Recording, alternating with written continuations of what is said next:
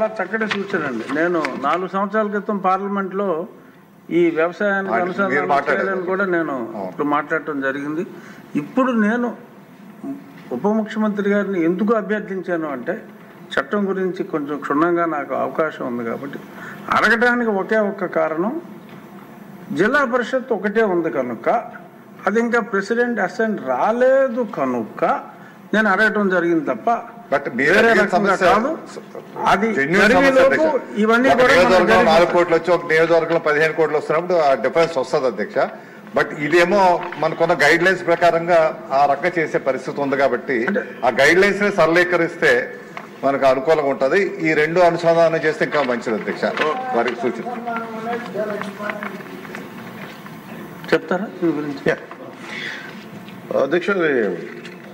Senior శాసన సభ్యులు జనసేన సభ్యులు కొండల రామకృష్ణ గారు అడిగిన దానికి అధ్యక్ష, ఇది చాలా కాలంగా ఇది వ్యవసాయానికి అనుసంధానం చేయమనేది నేను గత 7-8 ఇయర్స్గా నేను చాలామంది ఈవెన్ మన తెలంగాణలో కూడా సీనియర్ నాయకుల దగ్గర విన్నాను, మన రాష్ట్రంలో విన్నాను అధ్యక్ష. కర్ణాటకలో కూడా ఇదే ఉంది. నేను మొన్న ఢిల్లీ వెళ్ళినప్పుడు వరుసగా మన పంచాయతీరాజ్ సంబంధించి వెళ్తే మా సంబంధిత మంత్రులందరినీ అడిగిన, కేంద్ర మంత్రులందరినీ కలిసి అడిగినప్పుడు మేము చాలా దీని తర్వాత మేము అలౌడ్ ఇట్ ఫర్ మన హార్టికల్చర్ మేము చేసాం, కానీ వ్యవసాయానికి ఇంకా మేము చేయట్లేదు, అది దీని పరిధిలో కింద రాదని చెప్పి చాలా స్పష్టంగా చెప్పారు. బట్ ఇది రిపీటెడ్గా ఇది మీ గతంలో మీరు శాసనసభ్యులు పార్లమెంట్ సభ్యులుగా ఉన్నప్పుడు మీరు రైజ్ చేసింది ఈరోజు ప్రతి ఒక్కరి మనసులో ఉన్నది. ఎందుకంటే ఎంత మనకి లేబర్ కొరత ఉందనేది. 1 more time with proper delegation తోటి గౌరవ ముఖ్యమంత్రి గారితో తీసుకెళ్ళి ఇంకొక బలమైన ప్రయత్నం చేస్తాం అధ్యక్ష.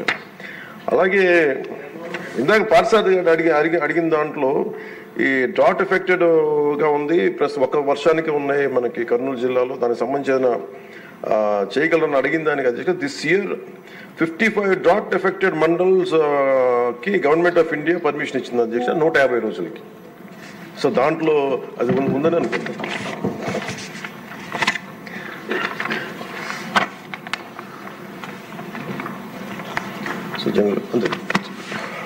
ధన్యవాదాలు. Question number 626 deem to have been answered. Ramprasad Reddy గారు అడిగిన వారు రాలేదు, రారనుకుంటా. సో అంచేత డీమ్ టు హావ్ బీన్ ఆన్సర్డ్గా తీసుకుని ఇప్పుడు